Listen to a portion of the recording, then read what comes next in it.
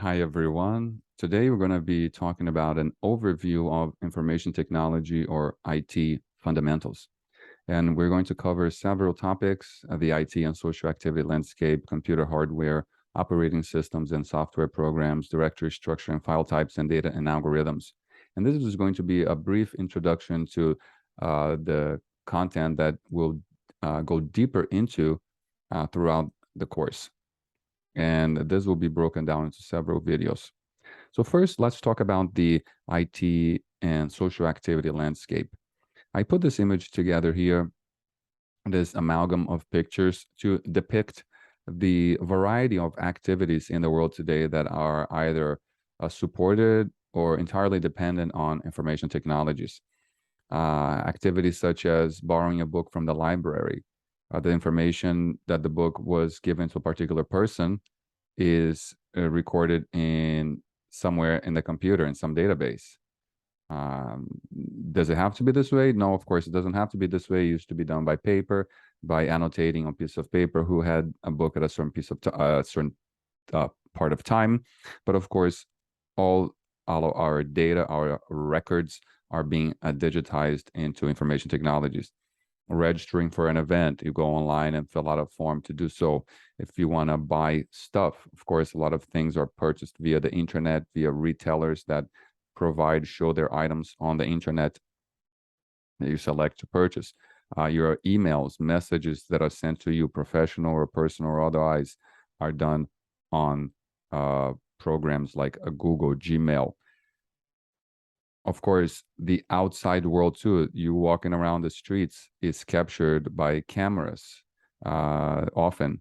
And these videos are sent to also a database and recorded and sometimes processed. Your credit card purchases, the work you do in writing documents in some kind of a word processing software. All of these activities, of course, they happen on the information technologies, they have via information technologies, but they either derive from our social activities, such as our need to borrow books from the library or purchase shoes and other items. And of course, they impact our social activities too. So maybe because you're purchasing more items online, you're not going outside as much, you're not interacting with other people's, you're not maybe going outside, exercise, and so on, all these kinds of things. And of course, they also impact people because the internet and the information technology become such an integral part of society and several facets or dimensions of society that it becomes a social issue. And people then will protest and demand or ask for the that these technologies be supported or legalized and regulated in a certain way, such as the movement to keep the internet free or the open internet. Um, a lot of the information technology and the data are stored in large data centers. So I wanted to kind of highlight the aspect here that the data itself is not abstract. It's actually a physical property.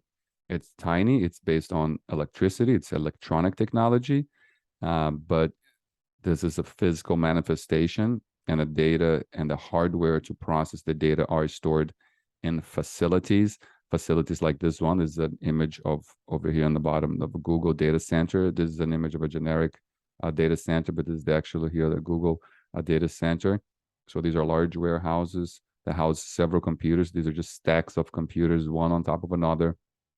They don't need a screen because they're just processing data, but you can connect all of them to each other. And then at the end, you connect one to a screen, and then you can, for one person to visualize and manipulate what's going on them.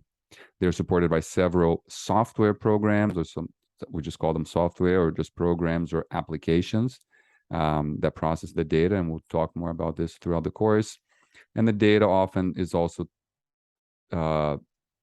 it's stored in a certain way that we can't really, it's hard to understand visually unless you're a deep microchip computer engineer. but they're often translated to this table format of rows of records and columns of attributes that it's more interpretable for the human brain to understand and process. So I think this, and I hope this provides an introduction to the IT and social activity landscape in the world today. And next, we'll be talking about hardwares.